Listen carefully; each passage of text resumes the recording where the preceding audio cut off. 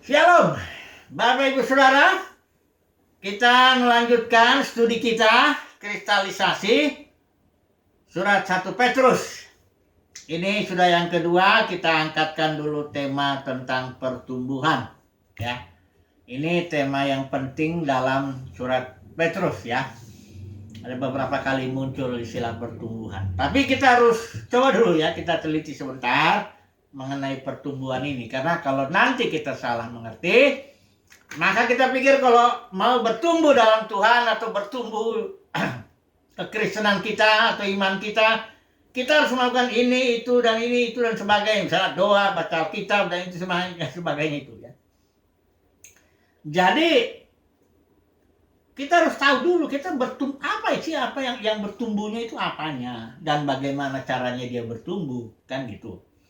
Baru kita nanti meneliti ya, melihat bagian-bagian firman Tuhan yang terkait dengan istilah pertumbuhan ini. Coba dulu kita lihat istilah Yunani. Kita baca dulu ya 1 Petrus 2 ayat 2 ini ya.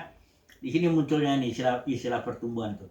Dan jadilah sama seperti bayi yang baru lahir, yang selalu ingin akan air susu yang murni dan yang rohani, supaya olehnya kamu bertumbuh dan beroleh keselamatan.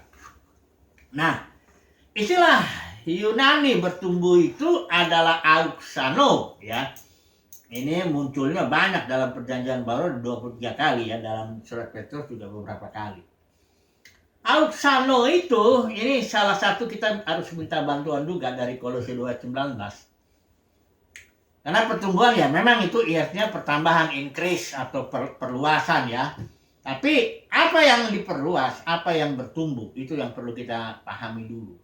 Nah, dengan membaca Kolose 2:19 kita dapat bantuan apa sebenarnya yang bertambah dalam kehidupan kita, kehidupan Kristen kita ya. Dalam Kolose 2:19 saya pakai yang literal translation aja ya, karena saya periksa LAILT ya, enggak jelas.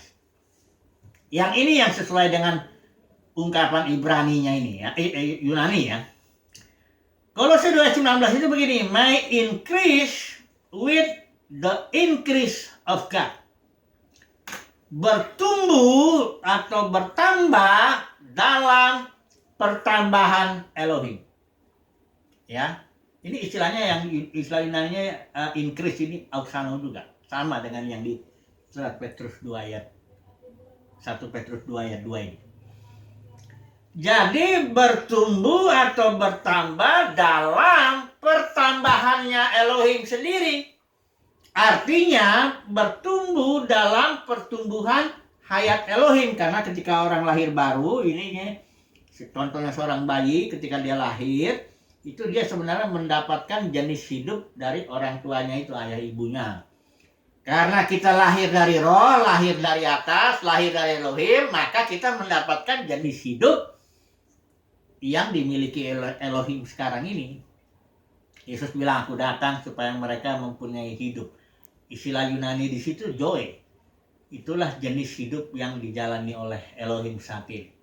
Karena istilah Yunani ada joy, ada juga suke. Dari sini istilah psikologi, hidup jiwani. Ada lagi istilahnya itu bios. Itu jenis, dari sini biologi, itu jenis hidup juga. Yang lebih rendah. Jadi ketika kita lahir baru, kita mendapat benih. Dikatakan di sini, kita jadi benih ya. Kalau kita baca nanti ayat yang ayat yang keberapa ini, yang benih itu dilahir. Oh ini ayat yang pasal 1 ya. Karena kamu telah dilahirkan kembali bukan dari benih yang fana, tetapi dari benih yang tidak fana. Nah, benih itu dia bertumbuh karena ada daya tumbuh yang terkandung di dalam hayat benih itu. Jadi benih itu bertumbuh sebenarnya dengan sendirinya pasti bertumbuh. Memang dia perlu kondisi untuk dia bisa bertumbuh. Tapi bukan berarti kondisi itu memberi sumbangan kepada pertumbuhan benih itu. Saya beri contoh. Misalnya benih apalah kita taruh aja lah, benih tumbuhan. Taruhlah di tanah. Kita bikin pupuk. Kita gali itu, saya gembur. Kasih air dan sebagainya ya. Benih itu bertumbuh. Tapi jangan salah. Jangan kita bilang bahwa benih ini bertumbuh karena tanahnya disuburkan, digemburkan dan sebagainya. Bukan itu. Atau dikasih air, bukan itu. Karena kalau saya taruh biji kelereng, gundu tahu ya, kelereng. Saya taruh kelereng itu dalam tanah, saya gali itu tanah yang saya gembur, saya kasih pupuk, saya apapun juga, kasih air, siram tiap hari, nggak tumbuh dia. Kenapa? Karena nggak ada daya tumbuh atau jenis hidup yang di dalamnya ada daya tumbuh itu nggak ada di dalam kelereng. Jadi pertumbuhan itu terjadi karena memang ada daya tumbuh di dalam benih itu. Termasuk benih hayat Kristus, benih hayat Elohim itu, Zoe-nya Elohim itu bertumbuh dalam diri kita karena kita memang di dalam benih itu, dalam jenis hidup Elohim itu kan memang memiliki daya tumbuh. Makanya dibilang di sini, may increase with the increase of God.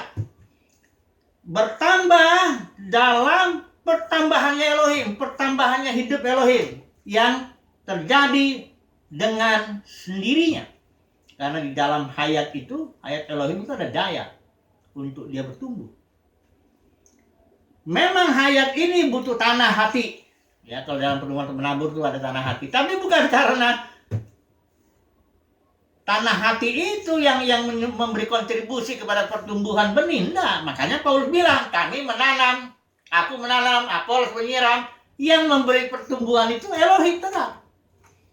Jadi jangan salah nanti kalau kita misalnya, kalau gimana saya supaya bertumbuh, terus kita berpikir, saya harus melakukan ini, itu supaya benih ini bertumbuh. Itu udah konsep salah itu udah. Ya. Sebab nanti dengan mudah ini jatuh kayak orang jemaat di Galatia itu.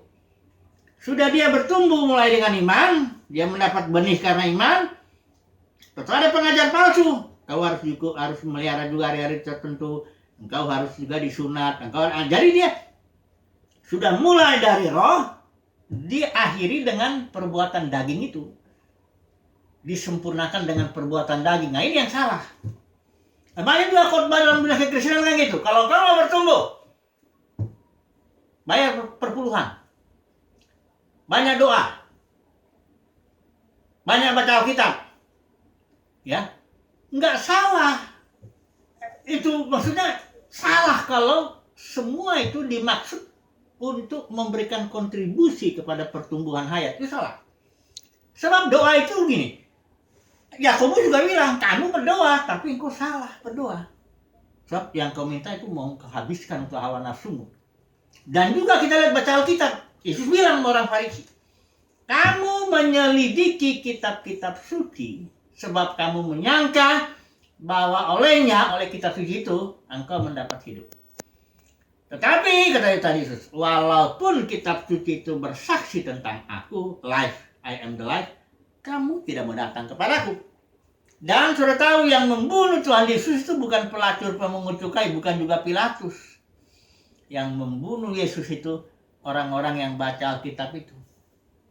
Saya nggak bilang jangan baca Alkitab, bukan gitu. Salah, jangan gitu. Saya mau menekankan sekarang bahwa pertumbuhan itu terjadi oleh karena ada daya tumbuh di dalam benih itu. Ya, memang benih itu seperti benih apapun dalam tumbuhan itu butuh tanah. Tapi jangan salah, ada seorang melakukan penelitian. Dia bikin di satu wadah tanah, dia ukurlah tanah itu. Komposisinya tanah itu, segala unsur-unsur kimia yang ada dalam tanah itu. Ya. Dihitung, ditimbang. Kemudian ditaruh benih. Bertumbuhlah dia kan. Setelah itu dicabutlah benih pohonnya itu. Ya udah bertumbuh itu kan, ambil. Tanahnya diperiksa lagi. Unsur-unsurnya diperiksa, tidak ada yang berkurang. Artinya tanah ini tidak memberikan kontribusi apapun kepada pertumbuhan. Memang benih itu butuh tanah, tapi jangan salah. Bukan berarti tanah memberi kontribusi kepada pertumbuhan. Nah, pertumbuhan itu terjadi semata-mata karena memang ada daya tumbuh di dalam benih itu. Ini perlu saya tekankan supaya nanti jangan kita pikir pertumbuhan iman atau pertumbuhan ini benih Kristus ini, benih hayat ini adalah karena kita melakukan ini dan itu. Nah, ini jangan salah. Nggak ada perbuatan kita apapun. Menanam emang harus dikerjakan, menyiram harus dikerjakan. Tapi ingat, itu tidak memberi sokongan karena pertumbuhan itu mutlak dari Tuhan. Nah, ini ya. Jadi nanti gimana caranya bertumbuh supaya nanti kita lihat di sini caranya bertumbuh itu diam dalam kasih karunia, diam dalam keselamatan itu, ya. Nanti kita lihat ya. Yang penting konsep kita mengenai pertumbuhan harus jelas bahwa pertumbuhan terjadi karena memang di dalam benih Kristus atau benih ilahi itu, dalam benih Elohim itu ada daya tumbuh. Ya, doa, baca Alkitab, ngasih perpuluhan, apapun juga tidak menambah apapun, secuil pun terhadap pertumbuhan itu. Ya, ini harus diingat dulu. Sorry. Nah, mari kita sekarang masuk ke dalam poin. Nah, ini sebenarnya lahir baru ya. Terus kita minta poin yang kedua, berdiri teguh dalam kasih karunia. Poin ketiga, bertumbuh dalam keselamatan ya. Nanti kita lihat. Mari kita lihat yang pertama dulu ya. Lahir baru ya. Ini perhatikan dulu ini. Dikatakan di sini pasal, saya baca dulu ulang ya, pasal 1. Pasal 2 ayat 2 ini dulu ya tadi ya. Dan jadilah sama seperti bayi yang baru lahir, yang selalu ingin akan air susu yang murni dan yang rohani, supaya olehnya kamu bertumbuh dan beroleh keselamatan. Perhatikan di sini ya. Selalu ingin akan air susu. Bayi itu tidak perlu disuruh. Kalau kau mau bertumbuh, minumlah air susu. Enggak. Bayi itu dia minum karena memang jenis hidup yang ada di bayi itu menuntut dia untuk melakukan itu. Apa perlu disuruh-suruh? Sebenarnya kita ini asalkan kita diamlah di dalam benih itu ya. Ikutin aja maunya benih itu, pertumbuhan itu. Kita akan bertumbuh. Itu makanya ya, lihat, bertumbuh itu selalu mengikuti pimpinan roh. Kan di dalam ini roh pemberi hidup, life giving spirit. Roh pemberi hidup. Roh inilah yang memberikan hidup. Ikutin aja bisikan roh itu. Roh itu pasti kita kalau mengikuti bisikan roh pastilah senang berdoa, senang baca Alkitab, senang bersaksi, senang melayani Tuhan. Karena memang di dalam diri kita ini memang sudah ada itu. Ya. Nah, orang Kristen yang hidupnya dipaksa-paksa, itu tanda bahwa dia sedang tidak mengikuti yang di dalam ini, bisikan roh. Dipaksa dia berdoa supaya bertumbuh, baca Alkitab supaya bertumbuh. Ini udah nggak benar ini. Ini kehidupan Kristen harusnya kehidupan spontan. Saudara dan saya nggak harus disuruh-suruh berdoa, baca Alkitab, melakukan ini itu enggak harus. Kalau udah harus dipaksakan, itu udah tanda itu ada nggak beres di dalam ini.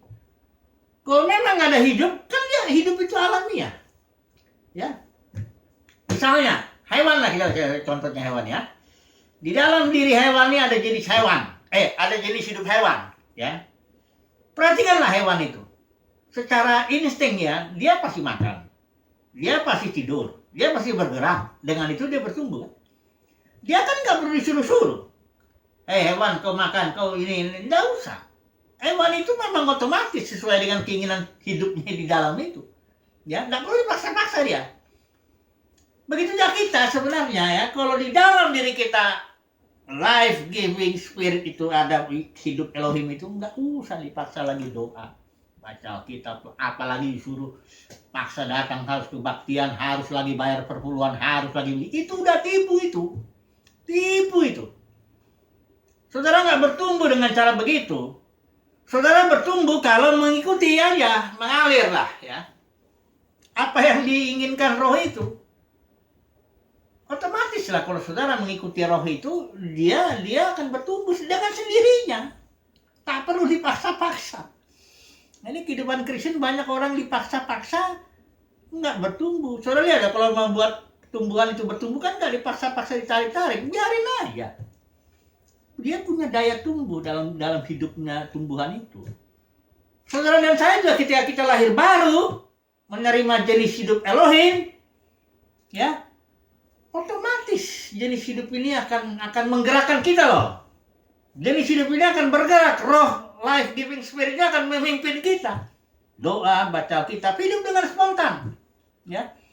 Bekerja di ladang, bekerja di kantor, bekerja di rumah tangga, kita hidup, itulah ibadah ya. Ibadah dalam roh itu kayak begitu. Nggak harus begini, harus ikuti liturgi ini, harus perpuluhan, harus begini, buat sulung, harus. Kalau udah harus itu bukan pertumbuhan. Kalau jangan mau ditipu ya. Kalau ada orang bilang kalau kau mau bertumbuh harus, itu jangan didengar itu. Udah nggak benar itu. Udah ada udang di balik batu itu ya.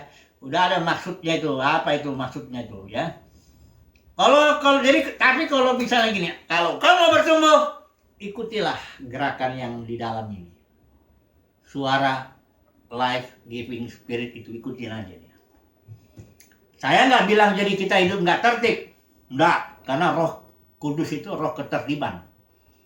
Dia pasti tertib membangunkan kita untuk doa, baca Alkitab. Dia tertib untuk kita bekerja di kantor, tertib untuk bekerja itu roh ketertiban.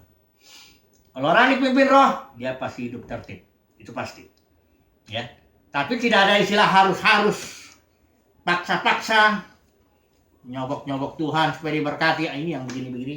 Jangan. Jadi inilah yang poin pertama. Poin kedua, ini firman Tuhan bilang, berdirilah teguh dalam kasih karunia. Mari saya baca dulu 2 Petrus. Ini saya tambah sedikit ya. Minta baca dulu 2 Petrus. Ini suratnya sama Petrus. 2 Petrus 3:18. Saya baca dulu ini sebentar. Ini yang terkait dengan auxano itu, pertumbuhan. Tetapi bertumbuhlah dalam kasih karunia dan pengenalan akan Tuhan dan Juru Selamat kita, Yesus Kristus. Di sini dikatakan bertumbuhlah dalam kasih karunia. Artinya tetaplah di dalam kasih karunia. Kalau kasih karunia itu Tuhanlah yang berbuat bagi kita. Kalau hukum Taurat kita harus lakukan perbuatan agamawi, yaitu kita berbuat untuk Tuhan. Ini Alkitab bilang tetaplah di dalam kasih karunia. Jangan mau seperti jemaat Galatia. Ada guru palsu ya, mendorong orang itu pelihara hari-hari tertentu, ikuti hukum sunat, ikutin ini dan itu sebagainya supaya kau dewasa. Jangan mau. Kalau ada orang bilang harus engkau masuk sel group, harus engkau ibadahnya, kebaktian begini begitu dan sebagainya, ikut ritual ini itu, ikut bayar perbulan begini, engkau tidak usah ikutin. Ya. Lagian juga di jemaat mula-mula yang istilah Roh Kudus itu ada 70 kali dalam Kisah Para Rasul 28 itu, yang 28 pasal itu. Tidak ada itu mengasih-ngasih perpuluhan, itu nggak ada. Ibadahnya pun ngalir aja, ya. Petrus bikin KKM, nggak ada panitianya, nggak ada apa, dia sedang jalan aja sama si Yohanes ya, tiba-tiba ada orang lumpuh, sembuhkan, itu orang ngumpul, ya terjadi di situ kebangunan rohani, alamiah aja. Mereka itu hidup, gereja mula-mula tuh hidup dalam kehidupan sehari-hari aja yang alamiah, tapi dipimpin roh dia, itu dia. Dalam dunia kekristenan itu kebanyakan agamawi, aturan-aturan agamawi itu, liturgi lah, peraturan inilah, peraturan itulah, itu memperbudak itu. Agama memang selalu memperbudak. Yesus datang bukan untuk bangun agama. Aku datang supaya mereka mempunyai hidup dan menjalani hidup itu, agar hidup itu bertumbuh dan berkelimpahan. Hidupnya itu loh, joy-nya itu. Tapi dalam dunia kekristenan, terlalu banyak perbudakan. Harus ini, harus itu. Ikuti ini, ikuti itu. kalau mau bertumbuh begini begitu. Jangan, ya. Tetap berdiri teguh dalam kasih karunia. Jangan mau keluar dari kasih karunia. Tetaplah di dalam kasih karunia. Pasti bertumbuh dengan sendirinya. Hayat Kristus itu, ya. Kemudian satu lagi nih. Nah, ini istilahnya yang saya bacain tadi, ya. Bertumbuh dalam keselamatan ini, coba perhatikan. 1 Petrus 2 ayat 2. Ini poin yang terakhir saya mau sampaikan sebelum kita ambil kesimpulan, ya. 1 Petrus 2 ayat 2. Saya baca lagi sekali lagi, ya. Dan jadilah sama seperti bayi yang baru lahir, yang selalu ingin akan air susu yang murni dan yang rohani, supaya olehnya kamu bertumbuh dan beroleh keselamatan. Ini terjemahannya nggak pas, ya. Istilah Yunani begini nih. Bertumbuh itu auxano, ya. Terus ada di sini preposisi. Istilah Yunaninya eis, ya. Itu artinya suatu preposisi itu suatu istilah atau suatu kata yang ada di depan kata benda ini. Kata bendanya soteria itu keselamatan. Jadi terjemahannya mestinya begini. Bukan bertumbuh dan beroleh keselamatan, bukan begitu. Bertumbuh ke dalam keselamatan. Atau bertumbuh di dalam keselamatan, ya. Jadi auxano eis soteria.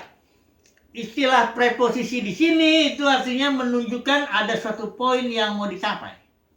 Jadi bertumbuhlah ke dalam poin yang mau dicapai itu keselamatan, ya. Keselamatanlah yang mau dicapai dengan bertumbuh ini. Jadi auxano eis soteria, saya terjemahkan begini. Bertumbuh menuju suatu tujuan, yaitu keselamatan. Ya. Karena keselamatan ini, surat Petrus bilang, itu nanti dinyatakan pada zaman akhir, pada waktu terakhir ketika Tuhan datang, disitulah keselamatan itu. Mari nanti kita kalau mau lihat itu ada, kemarin kita bahas itu. Saya belum catat lagi ayatnya di sini, di mana nih Petrus itu. Keselamatan itu yang siap dinyatakan apokalipto, ya. Coba dulu ya sebentar kita lihat yang mudah-mudahan dapat. Nah ini dia.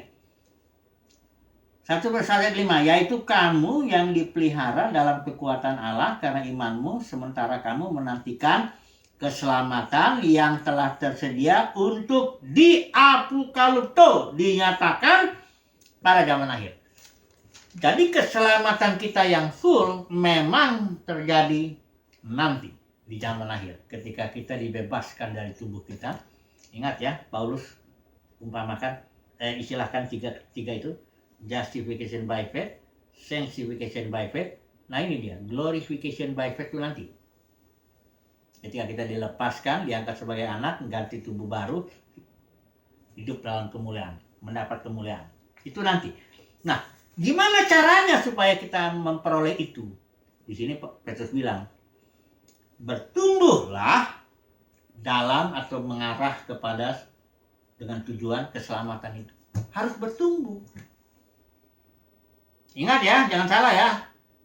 Bukan berarti harus perpuluhan, harus liturgi, harus, bukan begitu. Biarkanlah bertumbuh ini, karena pertumbuhan ini arahnya, tujuannya nanti keselamatan itu, yang nanti dinyatakan di zaman akhir itu.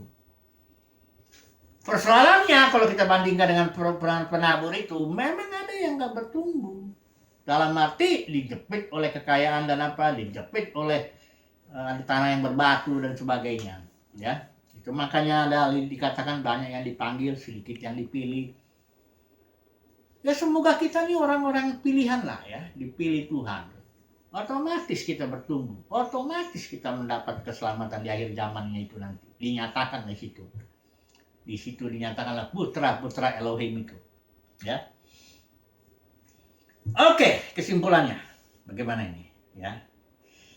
Kesimpulannya ini, pertumbuhan adalah sesuatu yang alamiah. Tak perlu melakukan apapun. Memang kita menanam, menyiram, berdoa, baca kitab sesuai dengan gerakan itu diperlukan. Sesuai dengan gerakan yang di dalam roh ini. Sesuai dengan pimpinan roh kita kenalkan ini. Tapi sekali lagi itu tidak menambah apa-apa kepada pertumbuhan. Karena pertumbuhan hanya Elohim yang melakukannya. Dan memang di dalam hidup Elohim ini dia memiliki daya tumbuh dengan sendiri. Jadi bagaimana kesimpulannya? Ya sudah, tenanglah. Tetaplah dalam kasih karunia, tetaplah dalam anugerah Tuhan. Jangan mau diperbudak, ya. Nanti kita singgung dulu guru palsu yang suka memperbudak, yang suka nyuruh orang gini, nyuruh orang gitu, ya. Ada maksudnya itu, ya. Ada maksudnya itu. Nanti kita bukakan itulah, ya, supaya umat Tuhan jangan mau diperbudak, ya. Engkau pasti bertumbuh. Karena apa? Bukan karena engkau melakukan ini dan itu, tapi karena di dalam dirimu ada daya tumbuh. Kalau engkau mengikuti pimpinan Roh, dia akan tumbuh dengan sendiri. Haleluya. Amin.